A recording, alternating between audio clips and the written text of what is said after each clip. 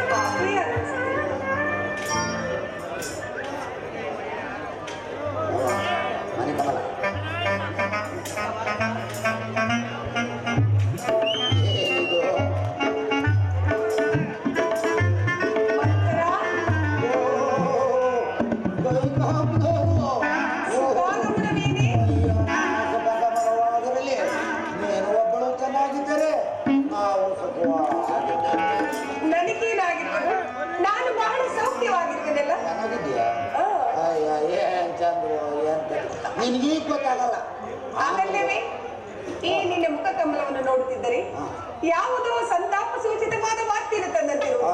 ಅದೇನೆಂದು ಹೇಳಬಾರ್ದೇನೆ? ನಮ್ಮ ದೇವಿಯು ತಿಳಿದು ತಿಳಿಯದವಳಂತೆ ನೋಟಿಸುತ್ತಿರುವಳು. ನಿನಗೇನು ತಿಳಿಯದಿದೆ? ಖಂಡಿತವಾಗಿ ತಿಳಿಯದು.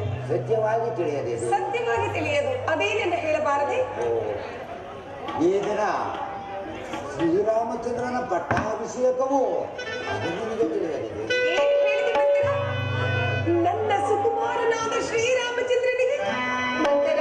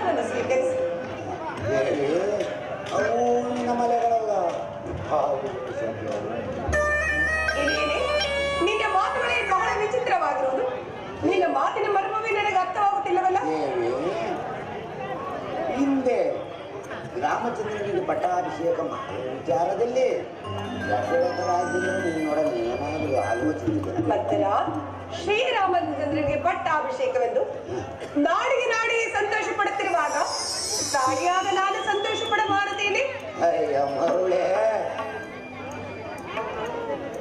ರಾಮಚಂದ್ರನಿಗೆ ಪಟ್ಟಾಭಿಷೇಕವಾದೊಡನೆ ನಿನ್ನನ್ನು ಭಕ್ತರ ಕೌಸಲ್ಯ ಭಾಗ್ಯ ಬೇರೆ, ನನ್ನ ಭಾಗ್ಯ ಬೇರೆಯೇ.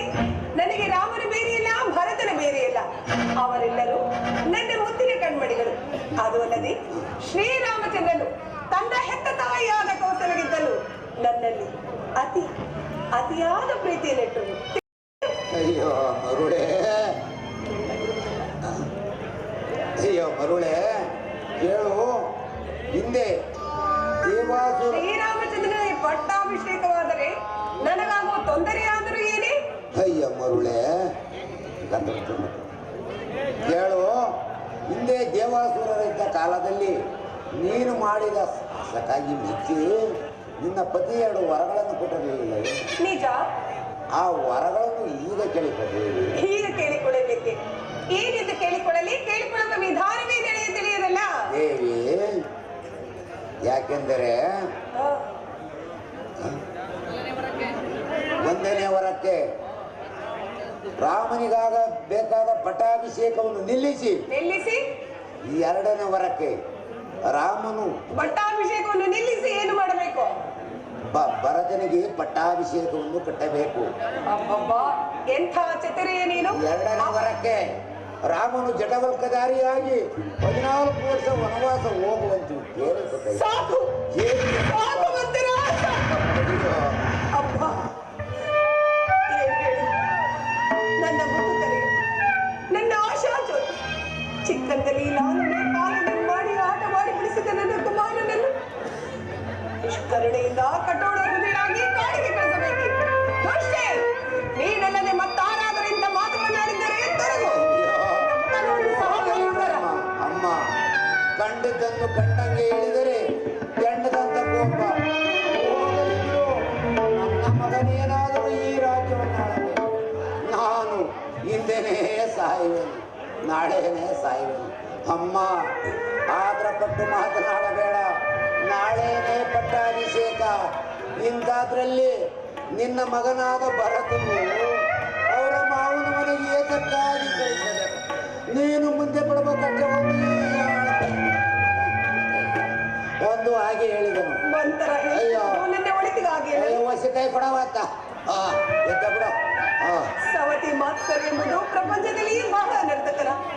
ನನ್ನ ಪ್ರಾಣಕಾಂತರೆ ನನ್ನ ಹಾಗೂ ನನ್ನ ಮಗನ ಭವಿಷ್ಯವನ್ನು ಯೋಚಿಸದೆ ಸದಾ ಕೌಸಲ್ಯ ದಾಸನಾಗಿರುವಾಗ ನಾನೇಕೆ ಯೋಚಿಸಲಿ ರಾಮನ ಬಗ್ಗೆ? ನನಗೆ ನನ್ನ ಮಗ ಭರತನೇ ಮುಖ್ಯ. ಮಂತನ ಕೋಪಿಸಿಕೊಳ್ಳಬೇಡ. ರಾಮನ ಮೇಲಿನ ಅತಿಯಾದ ಪ್ರೀತಿ ನನ್ನನ್ನು ಮೂಢನನ್ನಾಗಿ ಮಾಡಿಸಿದೆ. ನೀನು ಹೇಳಿದಂತೆ ಕೇಳುತ್ತೇನೆ. ಈಗ ನಾನೇನು ಮಾಡಲಿ? ಅಯ್ಯ, ನನಗೆ ತಿಳಿಯೋದು ಹೋಗಮ್ಮತ್ತ. ಇರ್ಲಿ ಬಾರಮ್ಮ. ಇಲ್ಲ, ಆಯ್ತು ದೇವಿ. ಬಹಳ ಸಂತೋಷ. ನಿನ್ನ ಕಾರ್ಯ ಕರಗತವಾಗುವವರೆಗೂ ನೀನು ಬಹಳ ಎಚ್ಚರದಿಂದಿರಬೇಕು. ನಾನು ನಿನ್ನ ಪಕ್ಕದಲ್ಲೇ ಇರಬೇನು. ಹೆದರಬೇಡ, ನಾನಿದ್ದೀನಿ.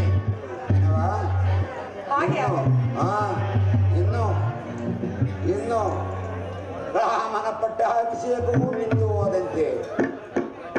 ಇನ್ನು ಭರತನಿಗೆ ಪಟ್ಟಾಭಿಷೇಕವಾಗುವುದೋ ಬಿಡುವುದೋ.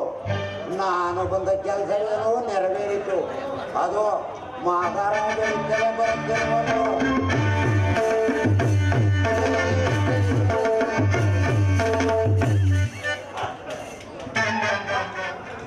ಎಂಥ ಮೋಸ, ಎಂಥ ವಂಚನೆ! ನನ್ನ ಪ್ರಾಣಕಾಂತರು ನನಗೆ ವಂಚಿಸುತ್ತಿರಲ್ಲವೇ? ಬರಲಿ, ತಕ್ಕ ಬುದ್ಧಿಯನ್ನೇ ಕಲಿಸುತ್ತೇನೆ.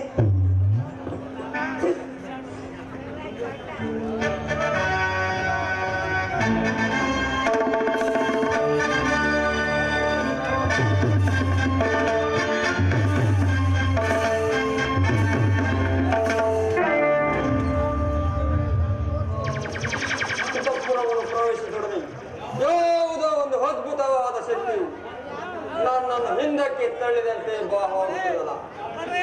ಕಾರಣವೇನು? ಅಲ್ಲದೆ ನಾನು ಬಂದೊಡನೆ ಬಂದ ಹಾಸದಿಂದ ಮಧುರೋಕ್ತಗಳಿಂದ ಉಪಚರಿಸುತ್ತಿದ್ದ ನನ್ನ ಪ್ರಿಯ ಕೈಕೆಯು ಈ ದಿನ ಚಿಂತೆಯಿಂದ ಮಲಗಿರಲು ಕಾರಣವೇನು? ಅಲ್ಲದೆ ಹಬ್ಬ ಚೆದರಿದ ಕೇಶ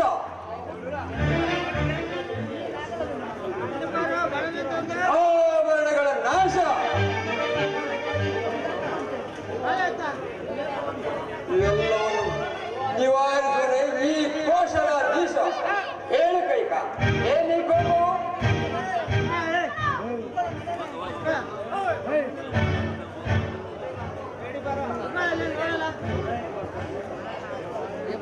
ಯಾರು? ಓಹೋ, ಕೌಸಲ್ಯ ಮನೋಹರರು ಈ ದಾಸಿ ಅಂತಪುರಕ್ಕೆ ಕೇಳುವರಾರು ಹೇಳುವರಾರು. ನಾನು ಹೀಗೆ ಇರುತ್ತೇನೆ ಬಿಡಿ. ಕೈಕ, ಕೋಪ ಏಕೆ?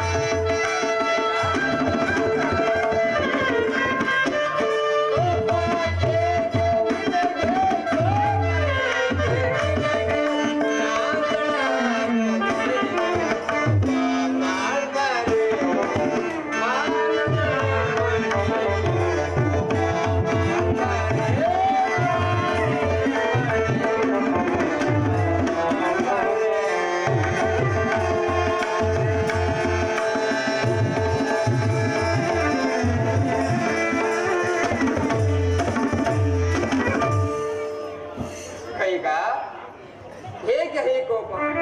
ಏಕೆ ಮುಗ್ಧರಾಗಿ ಇಂತಹ ಮೋಟೋಹಕಾರದಲ್ಲಿ ನಿನ್ನ ಮನವೇ ಕೊಡಲು? ಹೇಳು ಕೈಕ. ಮಾಡಿದ ವಾಗ್ದಾನ ಮರೆತು ಮಹೋತ್ಸವದಲ್ಲಿ ತೊಡಗಿದರೆ ಮನೋವ್ಯಾಕುಲ ಉಂಟಾಗುವುದು ಸಹಜವೇನವೇ ಸ್ವಾಮಿ? ಕೈಕ, ಹಾಗಿದ್ದಲ್ಲಿ ಆಭರಣಗಳನ್ನು ದಿಕ್ಕು ದಿಕ್ಕಿಗೆ ಬಿಸಾಡಿ ವಿಕಾರದಿಂದ ಮಲಗಿರಲು ನಿನ್ನ ಮನೋವ್ಯಾಕುಲವೇನು? ಹೇಳು ಕೈಕ. ಕೈಕ, ಮಹೋತ್ಸವದಲ್ಲಿ ತೊಡಗಿರುವರಲ್ಲ, ನನ್ನ ಮನೋವ್ಯಾಕುಲವಾಗದೆ ಮತ್ತಿನ್ನೇನು ಮಾಡಲಿ ಹೇಳಿ? ಏನು ಕೈಕ, ನೀನು ಬುದ್ಧಿ ಕೆಟ್ಟವಳಂತೆ ಮಾತನಾಡ್ತೀಯ. ಸೂರ್ಯವಂಶದ ಅರಸರು ಎಂದಿಗೂ ಸುಳ್ಳನ್ನಾಡವರೆ. ಆದರೆ ಕೈಕ, ಕೇವಲ ಒಂದು ಓರ್ವ ಹೆಂಗಸಿನ ಸಾಮಾನ್ಯವಾದ ಒಂದು ಸಣ್ಣ ಬಯಕೆಯನ್ನು ನೆನಪಲಾರ ಕೈಕ. ಹಾಗಾದರೆ ನಾನೇನೇ ಕೇಳಿದರೂ ನೆರವೇರಿಸಿಕೊಡುವಿರಾ? ಕೈಕ, ಸತ್ಯವಾಗಿಯೂ ಸತ್ಯವಾಗಿ ನಡೆಸಿಕೊಡ. ಹೇಳು ಕೈಕ. ಪ್ರಾಣೇಶ್ವರ, ಕೈಕ, ಹಾಗಾದರೆ ಹಿಂದೆ ದೇವಾಸುರರ ಯುದ್ಧದಲ್ಲಿ ನಾನು ನಿಮಗೆ ಮಾಡಿದ ಸಹಾಯಕ್ಕೆ ಮೆಚ್ಚಿ ತಾವು ನನಗೆ 2 ವರಗಳನ್ನು ಕೊಟ್ಟಿದ್ದೀರಿ, ನೆನಪಿರುವುದೇ? ನಿಶ್ಚಯ ಕೈಕ. ಆ ವರಗಳನ್ನು ಇದುವರೆಗೂ ನೆರವೇರಿಸಿಕೊಟ್ಟಿಲ್ಲವಲ್ಲ? ಹೌದು ಕೈಕ. ಈಗ ನೆರವೇರಿಸಿಕೊಡುವಿರಾ? ಖಂಡಿತವಾಗಿ ಕೈಕ. ಸತ್ಯವಾಗಿಯೂ ಸತ್ಯವಾಗಿ ನಡೆಸಿಕೊಡುವ ಕೈಕ. ಪ್ರಾಣೇಶ್ವರ, ಹೀಗೆ ಬನ್ನಿ, ಕುಳಿತುಕೊಳ್ಳಿ. ಪ್ರಿಯ, ಕೈಕ, ನಿಮಗೆ ಅತಿಯಾದ ಪ್ರೀತಿ ಯಾರಲ್ಲಿರುವುದು? ಇದೇನು ಕೈಕ? ಹಿರಿಯ ಹೆಂಡತಿ ಇನ್ನಲ್ಲದೆ ಮತ್ತಾರಲ್ಲೂ ಇಲ್ಲವಲ್ಲ? ನಿಜವೇ ಸ್ವಾಮಿ? ಇಲ್ಲ ಕೈಕ. ಸ್ವಾಮಿ, ನನ್ನ ವಿನಃ ಮತ್ತಾರಲ್ಲಿ ಇಲ್ಲವೇ? ಇಲ್ಲವಲ್ಲ ಕೈಕ. ಮರೆತಿದ್ದರೂ ಮರೆತಿರಬಹುದು. ಹೇಳಿ ಸ್ವಾಮಿ, ನನ್ನ ವಿನಃ ಮತ್ತಾರಲ್ಲಿ ಇಲ್ಲವೇ? ಓಹೋ ಕೈಕ, ಮರೆತಿದ್ದರು ಶ್ರೀರಾಮಚಂದ್ರನ ಮೇಲೆ. ನೋಡಿದಿರಾ, ಈಗಲೇ 2 ಮಾತುಗಳನ್ನು ಆಡುತ್ತಿರುವ ನಿಮ್ಮ ಮಾತುಗಳನ್ನು ನಾನು ನಂಬುವುದಾಗುತ್ತೇನೆ. ಹಾಗಲ್ಲ ಕೈಕ, ಇದು ಪತ್ನಿ ಪ್ರೇಮ, ಅದು ಪುತ್ರವಾತ್ಸಲ್ಯ ಅಷ್ಟೇ. ಹಾಗಾದರೆ ನಿಮ್ಮ ಪ್ರೀತಿಯ ಪುತ್ರನಾದ ಶ್ರೀರಾಮನಾಣೆಯಾಗೂ ನನ್ನ ಮಾತನ್ನು ನೆರವೇರಿಸಿಕೊಡುತ್ತೇನೆ ಎಂದು ವಚನವನ್ನು ಕೊಡಿ. ಈ ಅಲ್ಪ ವಿಚಾರಕ್ಕಾಗಿ ರಾಮನ ಮೇಲೆ ಏಕೆ ಹಾಡಿ? ಸೂರ್ಯವಂಶದ ಅರಸರು ವಚನ ಬೆಟ್ಟದಲ್ಲಿ ಬಾಯಿಸಬೇಡ.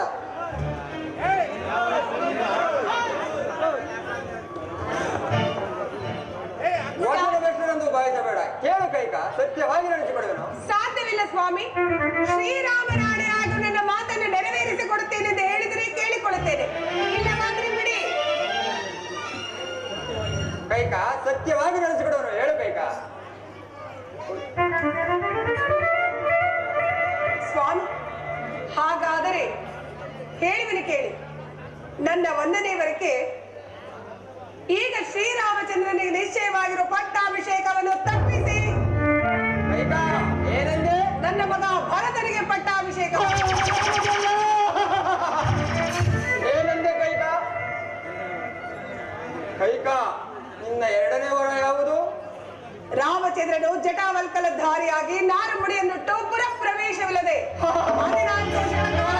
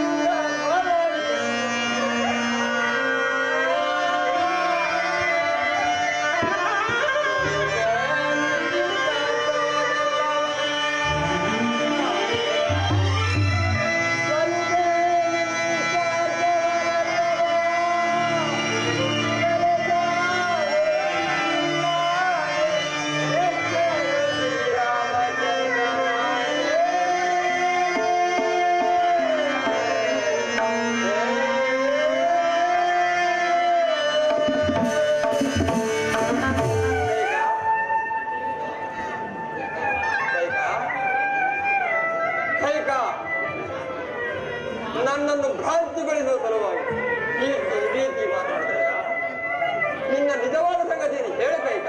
ಪ್ರಾಣೇಶ್ವರ, ನಾನ್ಬೇಕೆ ನಿಮ್ಮನ್ನು ಅಪಹಾಸ್ಯ ಮಾಡಲಿ ಅಥವಾ ನಿಮ್ಮ ಜೊತೆ ವಿರೋಧವನ್ನು ಮಾಡಲಿ? ನನ್ನ ಮನಸ್ಸಿನಲ್ಲಿ ಸತ್ಯ ಸಂಗತಿಯನ್ನೇ ಹೇಳುತ್ತೇನೆ. ನೆರವೇರಿಸುವರೋ ಇಲ್ಲವೋ?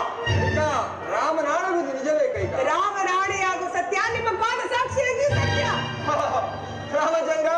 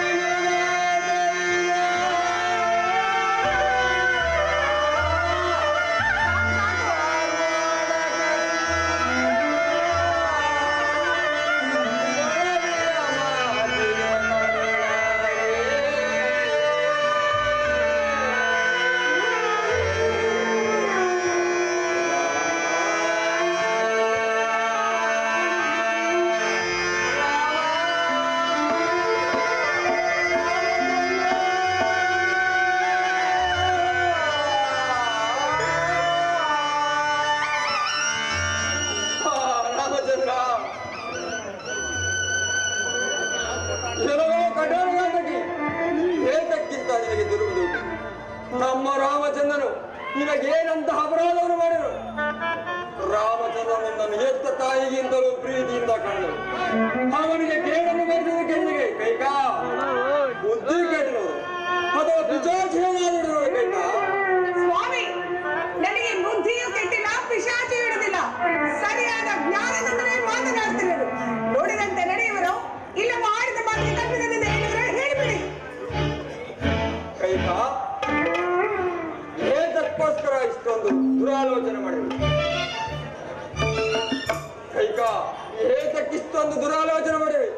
ನನ್ನ ಸಕಲ ರಾಜ್ಯ ಕೋಶವಲ್ಲ ಕೈಕ, ನಿನಗೆ ಸಂತೋಷವಾಗಿ ಬಿಟ್ಟುಕೊಡೋಣ ಕೈಕ. ಇಲ್ಲಿ ನನ್ನನ್ನು ಕೈಕ, ನಿನ್ನನ್ನು ಬಿಟ್ಟರೆ ಯಾರೂ ಕಾಣುವುದಿಲ್ಲ ಕೈಕ. ನಿನ್ನ ಕಾಲುಗಳಿಗೆ ಬಿಟ್ಟು ಬೇಡಿಕೊಡ, ಬಿಟ್ಟು ಕ್ಷಣ ಕಾಲ ಜೀವಿಸಲಾಗುವ ಕೈಕ. ಅಯ್ಯೋ ಸ್ವಾಮಿ, ವ್ರತ ಈ ರೀತಿ ಏಕೆ ದುಃಖಿಸುತ್ತಿರುವರಿ? ಈಗ ನಾವು ಸಾಧ್ಯವಿಲ್ಲ ಹೇಳಿಬಿಡಿ, ನಾನು ಎಲ್ಲಿಯಾದ್ರೂ ಹೋಗಿ ವಿಷಪಾನ ಮಾಡಿ ಪ್ರಾಣತ್ಯಾಗ ಮಾಡಿಕೊಳ್ಳುತ್ತೇನೆ.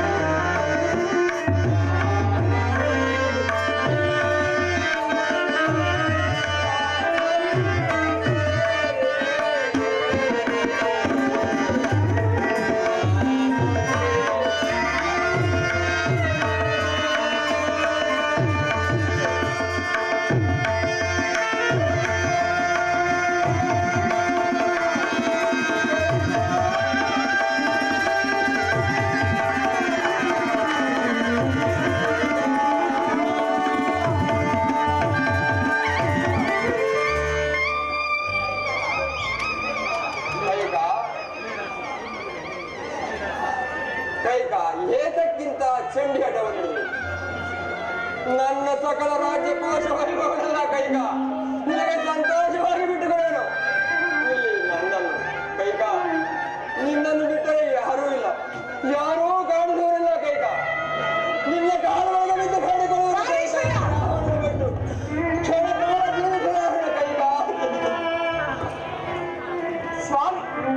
ಈಗ ತಾನೇ ಇಂಥ ಕಷ್ಟ ಸಾಧ್ಯವಾದ ಕೆಲಸವಾದರೂ ಸರಿ ಸಾಧಿಸಿ ತೀರುತ್ತೇನೆ ಎಂದು ವಚನವನ್ನು ಕೊಟ್ಟು ಒಂದನ್ನು ನೆರವೇರಿಸುವೆ ಮತ್ತೊಂದು ಇಲ್ಲವೆಂದು ಹೇಳುತ್ತಿದ್ದರು. ಶೀಚಿ, ಈ ವಯಸ್ಸಾದವರ ಮಾತು ಹೀಗೆ, ಹೇಳುವುದನ್ನು ಮಾಡುವುದನ್ನು ನುಡಿದಂತೆ ನಡೆಯುವರೋ ಇಲ್ಲವೇ ಹೇಳಿಬಿಡಿ. ರಾಕ್ಷಸಿ ಕೇಳು, ಸಿರಿ ಹರಿಶ್ಚಂದ್ರಾದಿಗಳು ಧರ್ಮ ಪಾಲನೆಗಾಗಿ ಮಹಾ ಕಷ್ಟಗಳನ್ನು, ನಾನು ಸಹ ರಾಜ್ಯಾಭಿಷೇಕ ಮಾಡಬೇಕೆಂಬ ಕುಲಧರ್ಮವನ್ನು ನಾನು ಇಷ್ಟೊಂದು ಚರ್ಚಿಸಿ ಬೇಡಿಕೊಳ್ಳೆ. ನನ್ನನ್ನು ಧರ್ಮ ಸಂಕಟಕ್ಕೆ ಸಿಕ್ಕಿಸಿರುವ ಪರಮ ವಂಚಕಿ ಚಾಂಡಾಳಿ, ನನ್ನ ಭಾಗದ ಮಾರಿ ನಿನಗೆ ಮಾತು ಕೊಟ್ಟು ರಾಮಚಂದ್ರ. ಅಯ್ಯೋ,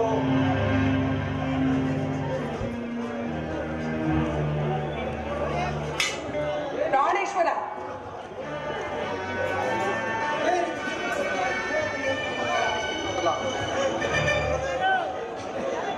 ಏನಿದು? ಈ ಯೋಚನೆಯಿಂದ ಒಳಗಿರುವಲ್ಲ, ಈ ವಿಚಾರವೇನು ತಿಳಿಯುವೆನು?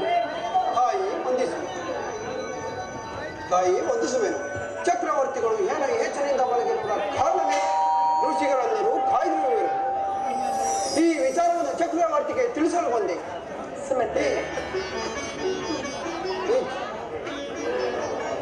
ಸುಭದ್ರರೇ, ಮಹಾರಾಜರು ಸಹ ಪಾಪ ರಾಮನ ಪಟ್ಟಾಭಿಷೇಕದ ಬಗ್ಗೆಯೇ ಯೋಚಿಸುತ್ತಿರುವರು. ನೀನು ಹೋಗಿ ರಾಮಚಂದ್ರನನ್ನು ಕರೆದುಕೊಂಡು ಬಾ. ಅಪ್ಪಣೆ ಮಹಾತಾಯಿ.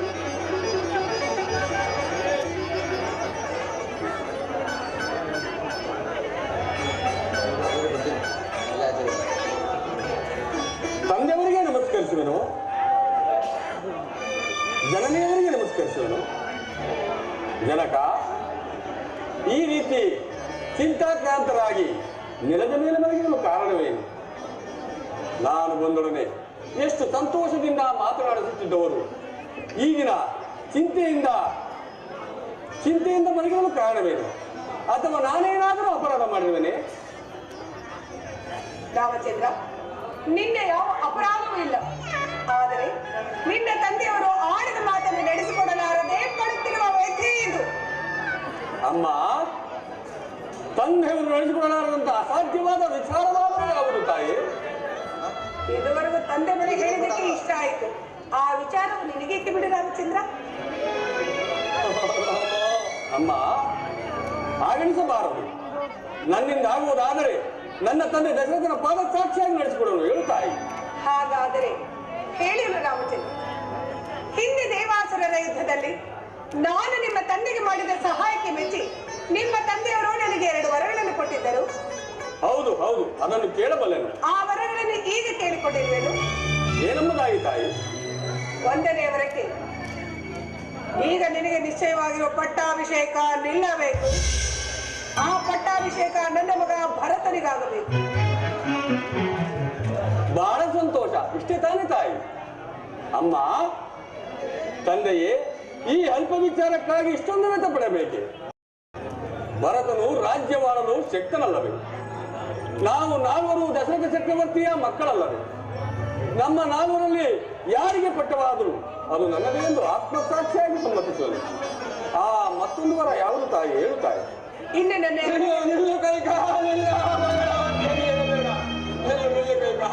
ಸುಮ್ಮನೆ ಕುಳಿತುಕೊಳ್ಳಿ. ಇನ್ನು ನನ್ನ 2ನೇ ವರಕ್ಕೆ ನೀನು ಜಟಾವಲ್ಕಲ ಧಾರಿಯಾಗಿ ನಾರುಮನೆಯನ್ನುಟ್ಟು ಪುರಪ್ರವೇಶವಿಲ್ಲದೆ 14 ವರ್ಷಗಳ ಕಾಲ ವನವಾಸಕ್ಕೆ ಹೋಗಬೇಕು. ಅಮ್ಮ, ಧನ್ಯನಾದರೂ ತಾಯಿ. ಅಮ್ಮ, ಧನ್ಯನಾದರೂ ತಾಯಿ.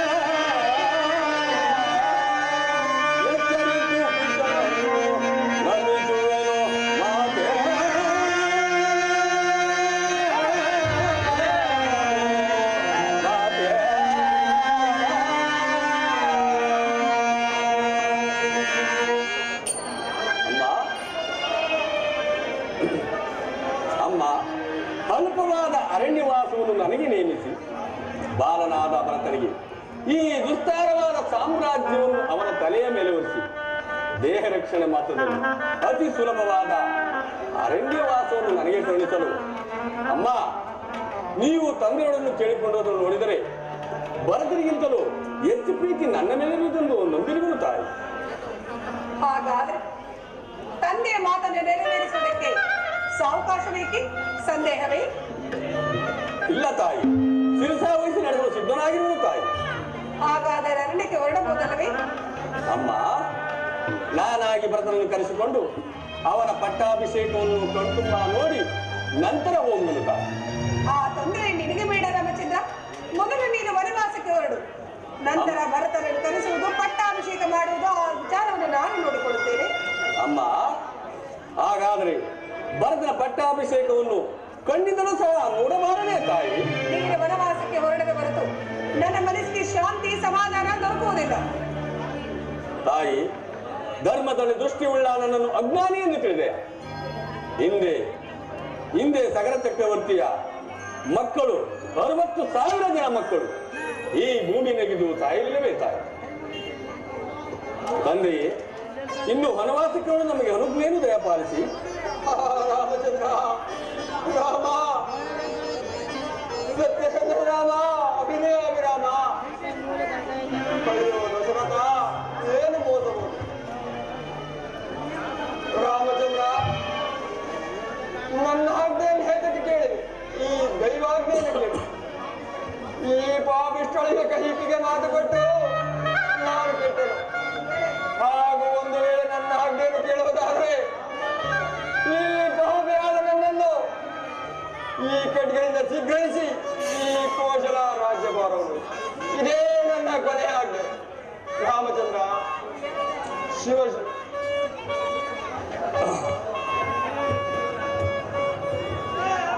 ಜನಕ, ಸಮಾಧಾನರಾಗು. ಎಷ್ಟು ದುಃಖಿಸಿದರೂ ಕೊಟ್ಟ ಮಾತಿಗೆ ತಪ್ಪಿ ನಡೆಯಲಾಗುವುದೇ?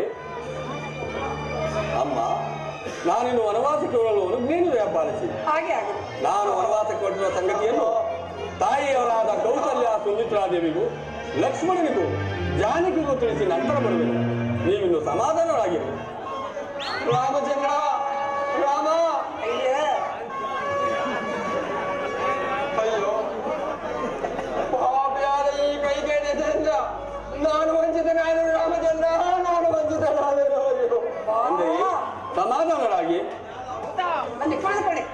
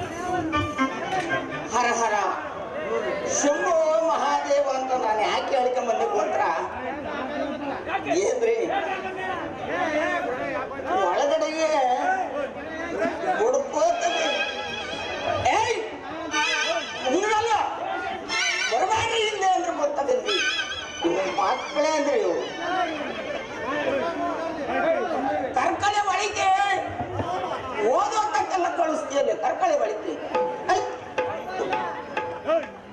ನಗದು ಬಿದ್ದು ಹೋಗ ಹುಟ್ಟಬಾರದು ಹುಟ್ಟಬಾರದು ಏನಾಗಿ ಹುಟ್ಟಬಾರದು ಮನುಷ್ಯನಾಗಿ ಹುಟ್ಟಬಾರದು ಹಾಳಾಗಿ ಹೋಗ್ಲಿ ಮನುಷ್ಯನಾಗಿ ಹುಟ್ಟು ಬ್ರಾಹ್ಮಣನಾಗಿ ಹುಟ್ಟಬಾರದು ಬ್ರಾಹ್ಮಣನಾಗಿ ಹುಟ್ಟಿದ್ರು ಹುಟ್ಟು ಬಡ ಬ್ರಾಹ್ಮಣನಾಗಿ ಹುಟ್ಟಬಾರದು ಅದು ಹಾಳಾಗಿ ಹೋಗ್ಲಿ ಮನೆ ಕಾಯವಾಗುವ ಬಡ ಬ್ರಾಹ್ಮಣನಾಗಿ ಹುಟ್ಟಿದ್ರು ಹುಟ್ಟು ಶಿವನಾಡಿ ಎರಡೆರಡು ಮದುವೆ ಮಾಡ್ಕೋಬೇಡ ಯಾಕೆ ಹೇಳ್ತೀನಿ ಅಂದ್ರೆ ಇದು ನನ್ನ ಅನುಭವ ಒಂದೇ ಅವನು ಮದುವೆ ಮಾಡಿಕೊಂಡಿದ್ದೆ ಯಾಕೋ ಹಾಗಾಗಿ ಅಲ್ಲಿ ಇಲ್ಲಿ ಪೌರೋಹಿತ್ಯ ಮಾಡಿಕೊಂಡು ಕುದುರೆ ಪೋಷಣೆಯನ್ನ ಮಾಡ್ಕೊತಾ ಇದ್ದೆ ನಮ್ಮ ತಾಯಿಯವರು ಏನ್ ಮಾಡಿದ್ರಪ್ಪ ಅಂದ್ರೆ ಏ ಸುಬ್ಬು ವಂಶೋದ್ಧಾರಕ ಬೇಡವೇನೋ ಎಲ್ಲಾದ್ರೂ ಒಂದು ಇಷ್ಟೊಂದು ಜನದ ಜೊತೆನೆಲ್ಲ ಓಡಾಡ್ತಿರ್ತೀಯ ಎಲ್ಲಾ ಕಡೆ ಹೋಗ್ತಾ ಇರ್ತೀಯ ಎಲ್ಲಾದ್ರೂ ಒಂದು ಹೆಣ್ಣು ನೋಡಿ ಮದುವೆ ಮಾಡ್ಕೋಬಾರ್ದೇನೋ ಎರಡನೇ ವಿವಾಹ ಆಗ ನನಗೆ ಗುಬ್ಬಿ ರಾಜು ಅವರು ತುಂಬಾ ಪರಿಚಯ ಇದ್ರು ನೋಡಿ ನಮ್ಮ ಮಾತೃಶ್ರೀ ಅವ್ರಿಗೂ ಕೂಡ ಪರಿಚಯ ಇದ್ದ ಕಾರಣ ಅವರಿಗೆ ಹೇಳ್ದಂಗಾಯ್ತು ಅದ್ರ ಜೊತೆಗೆ ಪ್ರವೀಣ ಇಬ್ರು ಸೇರಿ ನನ್ಗೊಂದು ಗಂಟೆ ಹಾಕ್ಬಿಡು ಇನ್ನೇ ಆಯ್ತು ಹೇಳ್ತೀರಾ ಶಿವ ಶಿವ ಈಗ ಕೆಮ್ಮಿರುವ ಅವೇ ಖ್ಯಾತಿಸಿರುವ ಅವೇ ಹಾಳಾಗೋಗ್ಲಿ ಮೊದ್ಲೊಬ್ಲಿದ್ರಲ್ಲ ಅವಳಿಗೆ ನಮ್ಮ ತಾಣೆ ಎಷ್ಟು ಕಡೆ ತೋರಿಸಿದ್ರು ಮಕ್ಕಳಾಗಿರ್ಲಿಲ್ಲ ಈಗ ಅವಳಿಗೂ ಶುರುವಾಯ್ತು ಕರ್ಕೊಂಡು ಹೋಗಿ ಮನೆಗೆ ಮುಡ್ಕೊಂಡವಲ್ಲಿ ಹೋಗಿ ಈ ಶುಭ ದಿವಸ ನಮ್ಮ ಸೀತಾಮಾತೆಯವರು ತುಳಸಿ ಪೂಜೆಯನ್ನ ಮಾಡ್ತಾ ಇದ್ದಾರೆ ಅಲ್ಲಿ ನಮ್ಮಂತಹ ಭೂಸುರೋತ್ತಮರಿಗೆ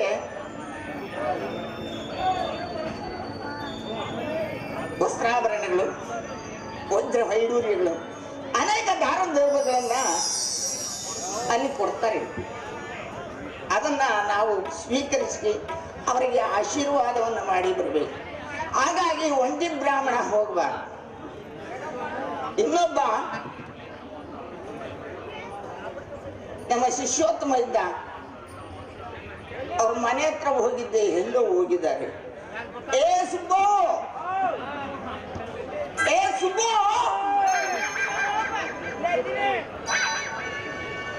ಏ ಸುಬ್ಬು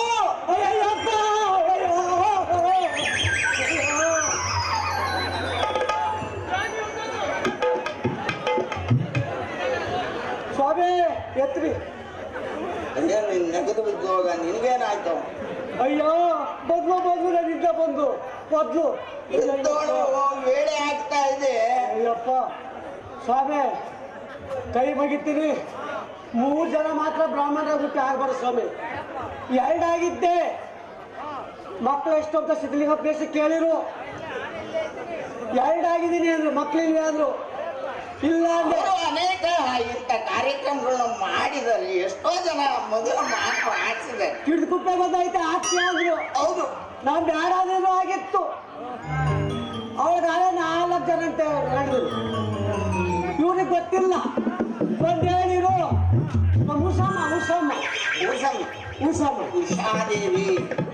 ಉಷಾದೇವಿ ಅವಾಗ ಸಿದ್ಧಲಿಂಗ ಪ್ಲೇಸ್ ಮಾಡಿಸಿರು ತೊಟ್ಕಮ್ಮಕ್ಕಲ್ಲ ಸ್ವಾಮಿ ಇವ್ ಬರ್ತಾನೆ ಅವಳೇ ಬರ್ತಾಳೆ ಈಗ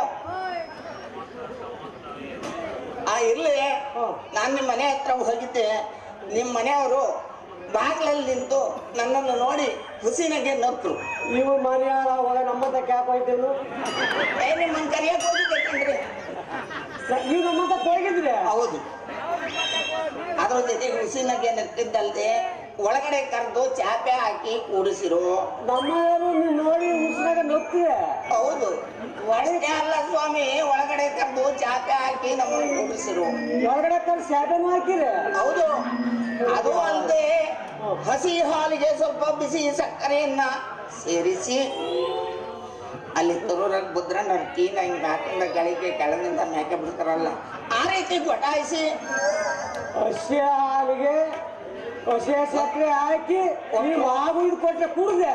ಹೌದು ಕುಡ್ದೆ. ನಿಮ್ಮನ್ನ ಕರ್ಕೊಂಡು ಹೋಗೋಣ ಅಂತಲೂ ಬಂದೆ. ಪಾಪ ನಾನು ಅದಕ್ಕೆ ಹಾಲು ಕುಡಿಯುವಾಗ ನಿಮ್ಮ ಮಕ್ಕಳನ್ನ ಕರೀರಿ ಅಂದೆ. ಗೋಳ ಅಂತ ಹತ್ಬಿಟ್ರು. ಸ್ವಾಮಿ ಬೇಡ ಸ್ವಾಮಿ, ಮಕ್ಕಳು ಸುದ್ದಿ ಬೇಡ ನನಗೆ. ಎತ್ತನ ಹೊಟ್ಟೆ ಹೋಗ್ಬಿಡ್ತೀನಿ ಸ್ವಾಮಿ. 3 ಸ್ವಾಮಿ. ನಿಮಗೆ ಮಕ್ಕಳು ಎಷ್ಟು? ನಾನೇ ದುಡ್ರಿ, ನಾನೇ ಸಿಕ್ಕಾಬಿಟ್ಟೆ ಟೈಮ್. ಅದಿರಲಿ, ಈಗ ಅದಕ್ಕೆ ಏನ್ ಮಾಡೋದು, ನಿಮಗೆ ಮಕ್ಕಳಾಗಬೇಕು ಅಂತ ಅಂದ್ರೆ 1-2 ದಾರಿ ಇದೆ. 2 ದಾರಿ? ಹೌದು. ಒಂದು ನಮ್ಮ ಜಗಣ್ಣ ಶಾಸ್ತ್ರಿಗಳು ಅಂತ ಇದಾರೆ, ಅವ್ರ ಹತ್ರ ಒಂದು ಯಂತ್ರ ಹಾಕೋಸ್ರಿ. ನಮ್ಮ ಕನ್ಸಂದ್ರು ಜಗಣ್ಣರು. ಅದು ಆಗ್ಲಿಲ್ಲ ಅಂದ್ರೆ ನಾಳೆ ಬೆಳಗಿನ ಜಾವ ನಮ್ಮ ಮನೆ ಮುಂದೆ ಹಳ್ಳಿ ಕಟ್ಟೆ ಇದೆಯಲ್ಲ, ಹಳ್ಳಿ ಕಟ್ಟೆ ಐತಲ್ಲ, ಅಲ್ಲಿಗೆ ನೀವು ನಿಮ್ಮ ಮಡದಿಯವರು ನೀವು ಮನೆಯವರು ನಾನು ಇಬ್ರು ಕಣ್ಣೀರು ಸ್ನಾನ ಮಾಡಿ ಬಂದು ಎಲ್ಲ ಹಳ್ಳಿ ಕಟ್ಟೆ ಪ್ರದಕ್ಷಿಣೆ ಹಾಕಿ ಅಲ್ಲಿ ಬಿಟ್ಟು ಹೋಗಿ ನಾನು ಬೆಳಗಿನ ಜಾವದಲ್ಲಿ ಪಂಚಾಂಗ ಶ್ರವಣ ಮಾಡ್ತಾ ಇರ್ತೀನಿ. ಆ ಗಾಡಿ ಬೇಯಿಸಿ ಅವ್ರಿಗೆ ಅದು ಆಗ್ಬೋದು. ಈಗ ವೇಳೆ ಆಗಿದೆ. ಸೀತಾಮಾತೆಯವರು ತುಳಸಿ ಪೂಜೆ ಮಾಡ್ತಾ ಇದ್ದಾರೆ. ದಾನ ಧರ್ಮಗಳನ್ನ ಕೊಡ್ತಾ ಇರೋದ್ರಿಗೆ ಹಂಗೆ Thank you.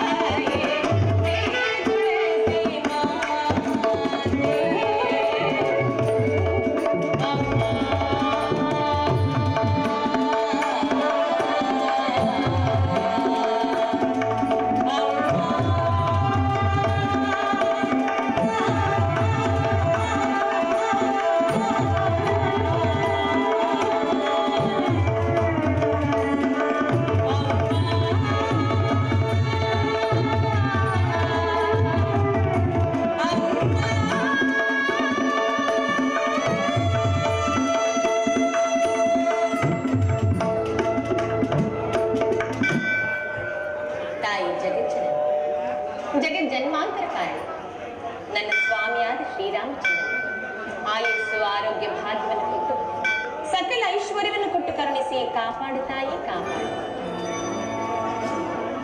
ಈ ದಿವಸ ನನ್ನ ಸ್ವಾಮಿಯಾದ ಶ್ರೀರಾಮಚಂದ್ರನಿಗೆ ಪಟ್ಟಾಭಿಷೇಕದ ಮಹೋತ್ಸವದ ಸಂಭ್ರಮ. ಆಹಾ, ಎಂತಹ ಹರ್ಷವಾದ ವಾರ್ತೆ! ಈ ಸುಸಂದರ್ಭದಲ್ಲಿ ಬ್ರಾಹ್ಮಣೋತ್ತಮರಿಗೆ ದಾನ ಧರ್ಮಾದಿಗಳನ್ನು ಮಾಡಿ ಪುಣ್ಯಕ್ಕೆ ಭಾಗಿಯಾಗುವೆ. ಇದು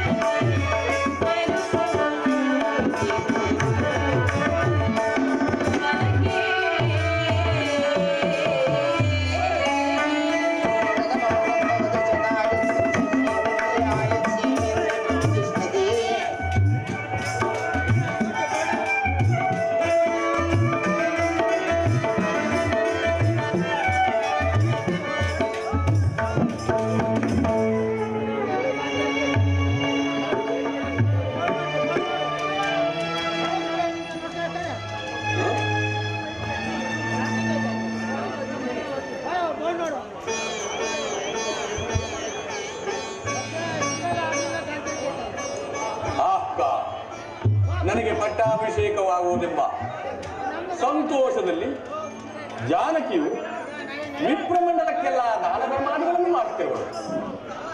ಇಂಥ ಸಂತೋಷ ಕಾಲದಲ್ಲಿ ನನ್ನ ವನವಾಸ ವಾರ್ತೆಯನ್ನು ಇವಳಿಗೆ ಏನೆಂದು ಹೇಳಲಿ? ಸೀತಾ, ಸೀತಾ, ಜಾನಕಿ,